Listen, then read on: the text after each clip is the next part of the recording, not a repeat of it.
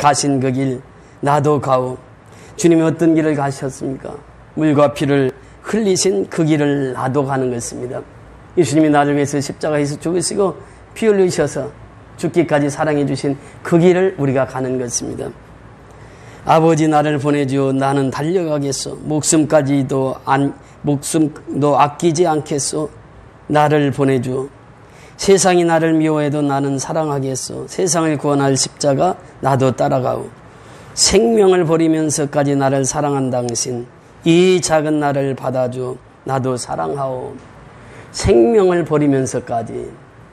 오늘 전에 스테반의 순교 장면을 말씀을 준비하면서 참 많은 은혜를 받았습니다.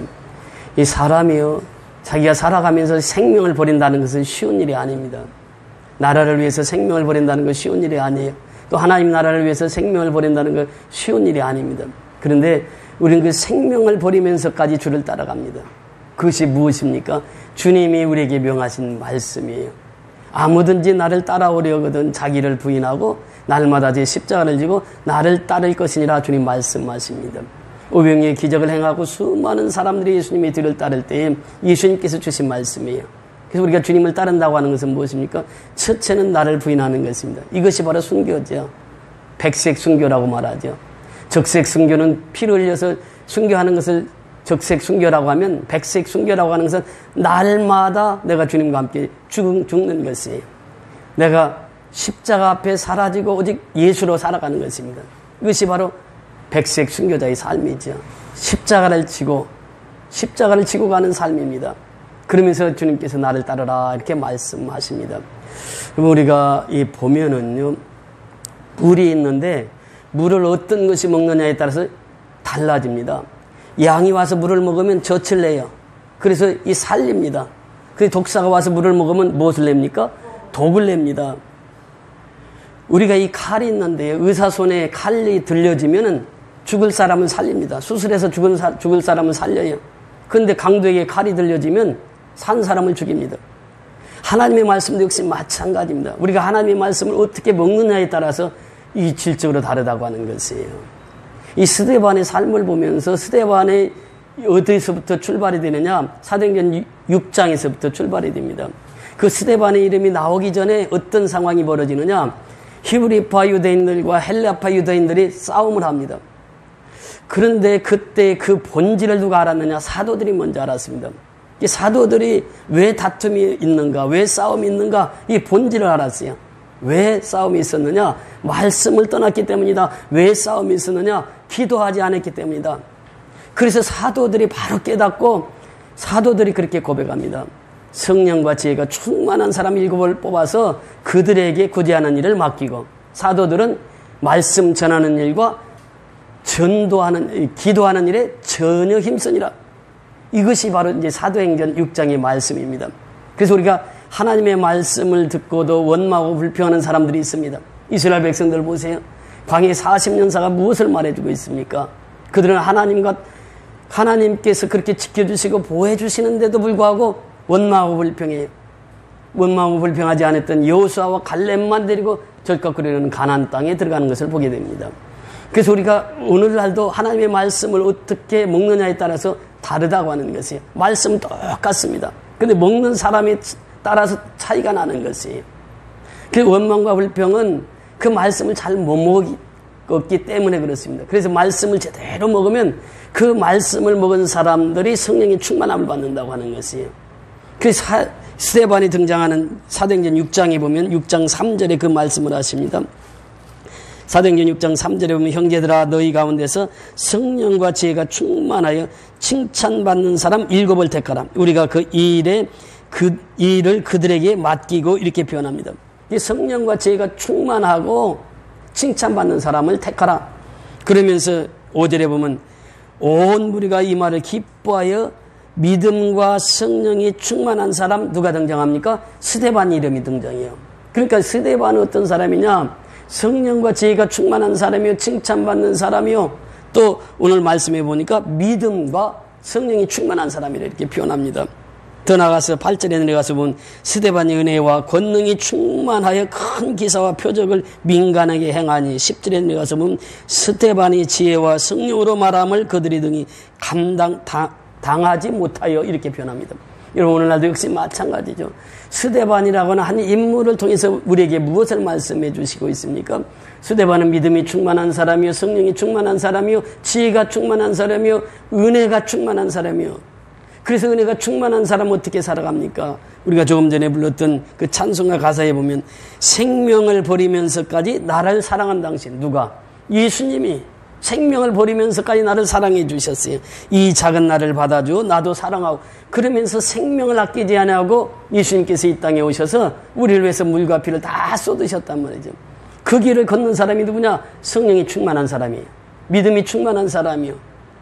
또 은혜가 충만한 사람이요. 그래서 은혜가 충만한 사람은 항상 그 마음속에 기쁨이 충만합니다. 왜? 가슴 속에서부터 예수님의 그 피 묻은 복음이 흘러넘치기 때문에 생명의 말씀이 그 속에서 끊이지 않기 때문에 그 사람은 성령이 충만해서 늘 기쁨으로 살아갑니다. 하루하루를 그렇게 살아간다는 거예요. 스데반이 이렇게 살아갔습니다. 예수님께서 나를 위해서 십자가에 죽으시고 부활하셨으니 내가 예수와 함께 죽는 것은 당연한 것이야. 그러면서 스데반은 담대하게 그 복음을 전합니다. 지난주에 우리가 같이 말씀을 상고했습니다만 그 7장 51절에 보면 이렇게 표현합니다. 스데반의 설교에서 목이 곧고 마음과 귀에 할례를 받지 못한 사람들아 너희도 너희 조상과 같이 항상 성령을 거스리는도다 그래요. 그러니까 이 성령을 거스르게 되면 첫째 어떻게 되냐? 목이 곧아진다고 하는 것이에요. 교만해진다고 하는 것입니다. 교만이 무엇입니까? 하나님 말씀대로 살지 않는다고 하는 거예요. 내 뜻대로 살아간다고 하는 거예요. 자기 속에 오른 대로 살아간다고 하는 것이에요. 사사시대의 이스라엘 백성들이 그렇게 살았거든요. 그러면서 유대인들을 향해서 스데반이 이 설교를 합니다. 이 설교 한 구절을 하기 위해서 어찌 보면은 사도행전 7장 2절부터 이 50절까지 쭉 이 설교를 했던 것이죠. 목이 곧은 사람들이요. 그래요. 왜? 성령을 거스르기 때문에 그래요. 하나님의 말씀대로 순종하지 않기 때문에 목이 곧은 거예요. 목이 곧은 사람들아 그러면서 마음과 귀에 할례를 받지 못한 사람들아 너희도 너희 조상과 같이 항상 성령을 거스르는 것도다.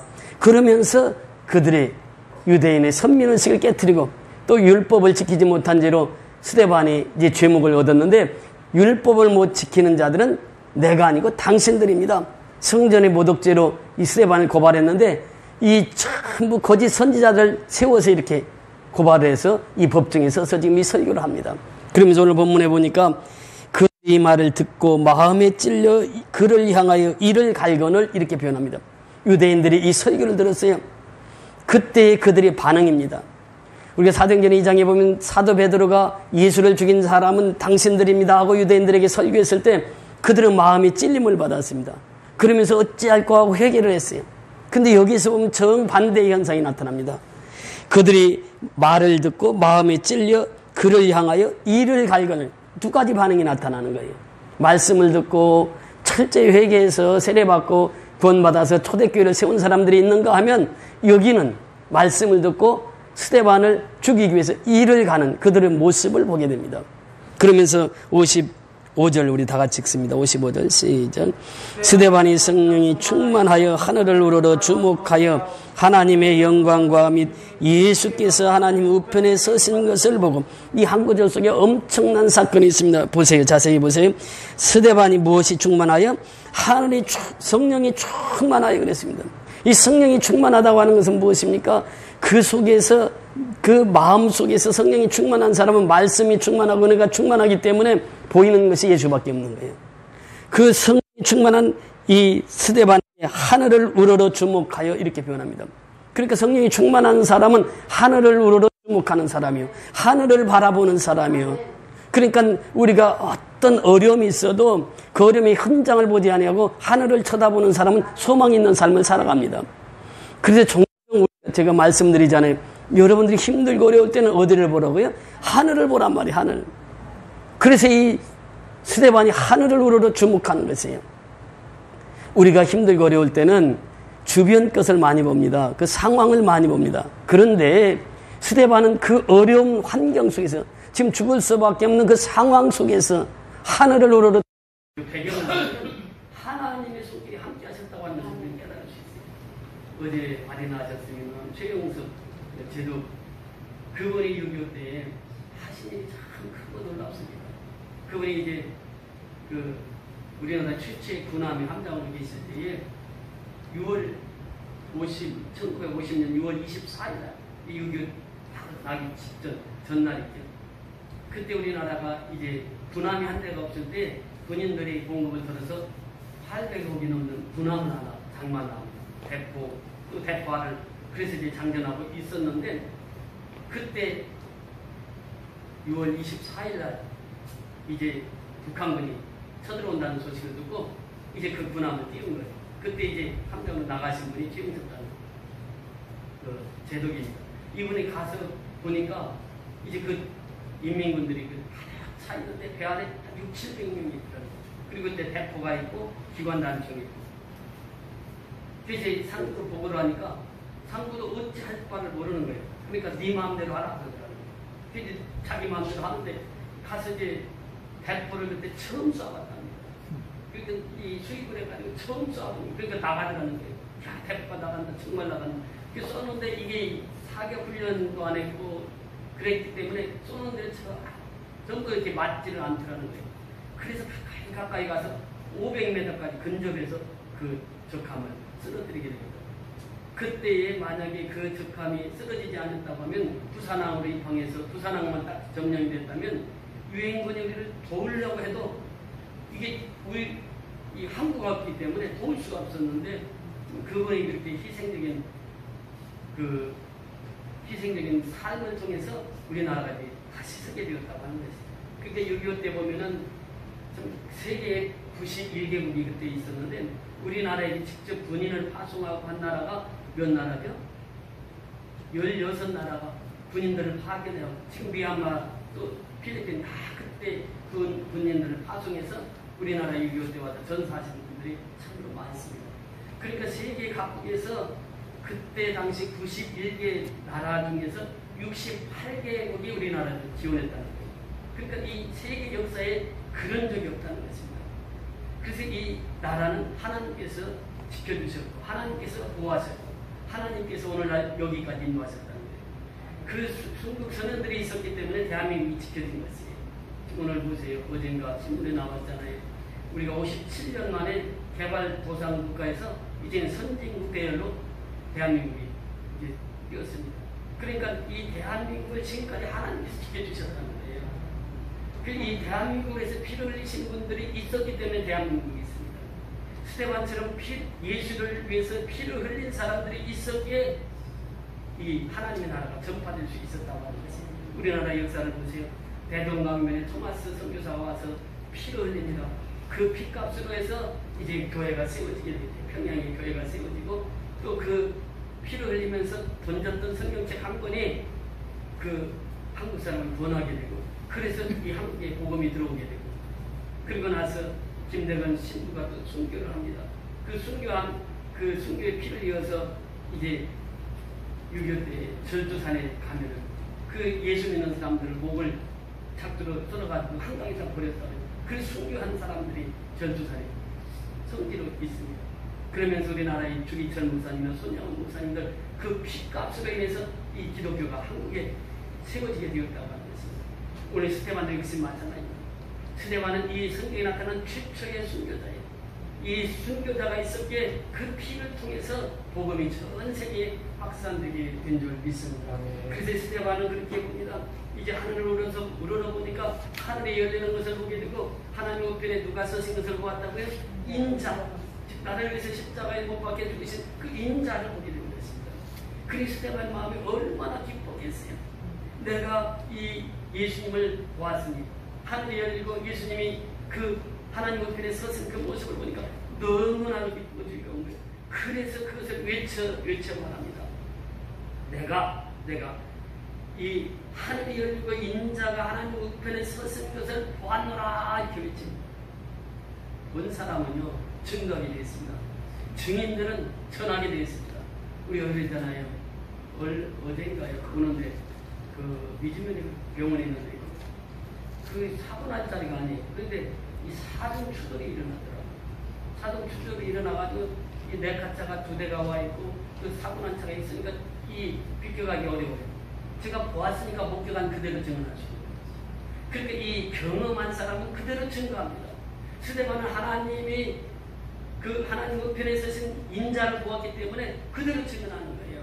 그러니까 이 소리를 듣고 나서 57절, 58절 유대인들이 어떻게 했는지를 우리에게 말씀해 주시고 57절, 58절 시작. 그들이 큰 소리를 들으며 귀를 막고 일제히 그에게 달려들어 승박으로 내치고 돌로 칠세 증인들의 옷을 벗어 사울이라 하는 청년의 발 앞에 두니라. 그들이 큰 소리를 들으며 귀를 막고 일제히 그에게 달려들어서 성 밖으로 내쳤다. 성 밖으로 끌어냈단 말이에요. 어떻게 끌어냈을 것 같아요? 아마 질질 끌고 가지 않았겠어요. 그러면서 내치고 돌로 칠세. 돌로 칠세 증인들의 옷을 벗어 누구라 하는 청년의 발 앞에 두었다고 했죠? 사울이라고. 그 스데반의 순교는요, 그 순교로서 끝이 나지 않습니다. 스데반 집사의 순교를 통해서 누구를 얻습니까? 사울이라고 하는 청년을 얻어요. 이 사울이 이제 그때 8장 1절에 보면 스데반은 당연히 죽어야 된다. 이렇게 생각을 했던 사울입니다. 그런데 이 사울이 다메섹 석상에서 예수를 만나게 돼요. 하늘에서 또 호련히 비치면서 사울에게는 다 쓰러뜨립니다. 근데 사울에게만 그 소리가 들립니다. 예수님께서 나타나셔서 사울아 사울아 왜 내가 나를 핍박하느냐? 아니 누구십니까? 나는 내가 핍박하는 예수다. 내가 언제 예수를 핍박했습니까? 예수님은 내 백성들을 핍박하는 것이고 나를 핍박하는 것입니다. 그러면서 예수를 만나고 나서 사울이 완전히 변화가 됩니다. 예수를 만난 사건을 사울은 사도행전 9장에서 사도행전 22장에서 사도행전 26장에서 계속해서 사도행전에서 3장을 걸쳐서 소개를 합니다. 이건 무엇을 말하겠습니까? 성령이 충만해서 스데반이 하나님 우편에 서신 인자를 본 스데반은 담대히 외쳤습니다. 내가 하나님 우편에 계신 인자를 보았다고. 내가 경험하고 내가 체험한 것을 말하는 것이에요. 사울도 역시 마찬가지입니다. 사울이 바울이 되었던 것은 사도행전 9장, 22장, 26장을 통해서 하나님을 만난 경험은 자기가 말하지 않을 수 없다라고 하는 것이에요. 그러니까 경험된 사람은 말하지 않을 수 없습니다. 성령이 충만한다고 하는 것은 무엇입니까? 하나님을 경험했다고 하는 것이에요. 경험한 사람들은 그 경험한 것을 담대히 말합니다. 이 스데반의 고백입니다. 그래서 성 밖으로 내치고 돌로 7세 증인들이 옷을 벗어 사울이라는 청년의 발 앞에 두니라. 그 사울을 얻었습니다. 그 사울을 통해서 이제 전 세계 복음을 증거하게 되는 것이죠. 한 사람의 순교를 통해서 한 사람을 얻었는데 그 한 사람이 로마 대륙까지 가서 복음을 증거합니다. 이것이 바로 순교의 역사예요. 또 성령의 역사입니다. 우리는 이 스데반을 보면서 이것을 깨닫게 되는 것이죠. 더 나가서 59절, 60절 같이 공동하십니다. 59절, 60절 시작. 그들이 돌로 스데반을 치니 스데반이 부르짖어 이르되 주여 내 영혼을 받으시옵소서 하고 무릎을 꿇고 크게 불러 이르되 주여 이 죄를 그들에게 돌리지 마옵소서 이 말을 하고 자니라. 아멘. 여기서 보면 그들이 돌로 스데반을 치니 스데반이 부르짖어 이르되 주 예수여 내 영혼을 받으시옵소서. 스데반은 마지막 순교 현장에서 무엇을 하고 있습니까? 기도하고 있는 거예요. 그러니까 기도는 우리가 사도행전 2장, 6장, 4절에서도 말씀하고 있는 것처럼 사도들이 기도와 말씀을 전하게 전무했다고 하는 그 말씀을 지금 스데반이 그 현장에서 이루고 있는 거예요. 우리는 죽기까지 기도해야 된다고 하는 것입니다. 이 기도라고 하는 것은 무엇입니까? 하나님과 대화하는 것이에요. 내가 기도하면 하나님께서 내 기도를 들으신다고 하는 것입니다. 너는 내게 부르짖으라 내가 내게 응답하겠고 부르짖는 사람들을 통해서 하나님께서 응답하시겠다고 말씀하세요. 내가 간절할 때 부르짖지 않습니까? 정말 이 신집사님이 이제 병원에서 항암 치료를 받고 있는데 그분 고백이 그래요. 내가 항암 치료를 받고 있다 보니까 하나님 앞에 눈물로 기도했던 하나님 나 좀 살려주세요. 다른 기도가 아니에요. 나 좀 살려주세요.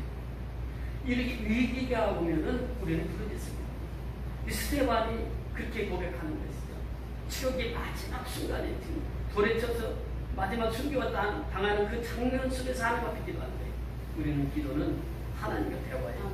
그렇기 때문에 우리는 어려울 때도 기도하고 고난당할 때 기도해요.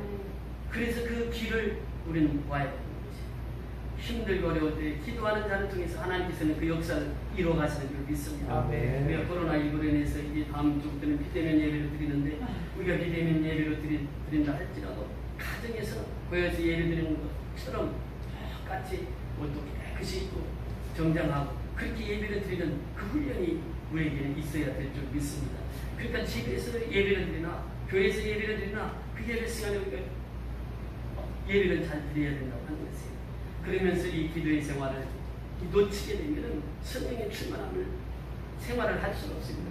기도하는 사람이 성령의 충만한 생활을 하는 것이에요. 스데반은 그 마지막 순간까지 하나님 앞에 기도합니다. 바울도 마지막 순간까지 기도합니다. 믿음의 선진들은 다 그랬습니다. 마지막 순간까지 하나님 앞에 부르짖어 기도하는 것입니다. 그러면서 그 기도의 제목이 무엇입니까? 주 예수여 내 영혼을 받으시옵소서. 이 기도는 누가 했던 기도입니까? 예수님이 십자가에서 하셨던 그 기도예요. 주 예수여 내 영혼을 받으시옵소서. 이제 나는 마지막 이 떠나는 그 상황 속에서 하나님 앞에 자기 영혼을 맡기는 기도를 합니다. 그러면서 더 위대한 기도가 무엇입니까? 60절에 보니까 무릎을 꿇고 크게 불러 이르되 주여 이 죄를 누구에게 돌리지 마옵소서. 그들에게 돌리지 마옵소서. 그들에게 돌리지 마옵소서. 지금 자기를 돌고 치는 그 원수들을 향해서 기도해 본 거예요. 이것이 바로 스데반의 기도였습니다. 여러분 예수님께서 이 기도를 하십니다. 주여 저들의 죄를 저들에게 돌리지 마옵소서.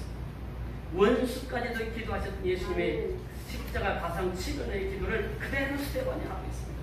여러분 우리의 기도는 어떤 기도여야 되겠습니까? 용서의 기도입니다.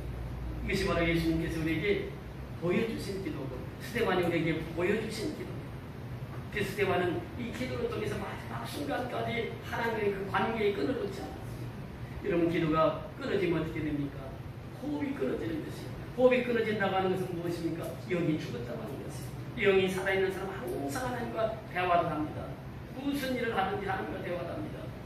그래서 이 10편 51편에서 사도 그 다윗이 고백했던 것처럼 주여 내 속에 정한 영을 창조하신 정한 영을 주시옵소서. 그러면서 그가 고백한 것이 주여 성령을 내게서 거두어 가지 마옵소서. 그러면서 바울은 일생 동안 성령이 충만해서 하나님의 사역을 감당했습니다. 스데반 역시 그랬습니다. 바울 역시 그랬습니다. 우리도 역시 마찬가지입니다.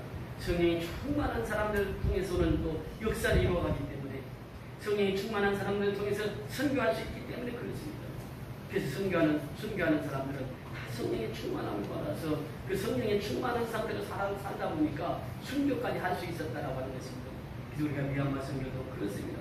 힘들고 어려운 그곳에 우리의 생명의 복음을 전하는 것은 무엇입니까? 이 순교의 정신이세요. 그래서 우리가 죽기까지 하나님을 위해서 순교의 삶을 살아가는 것입니다.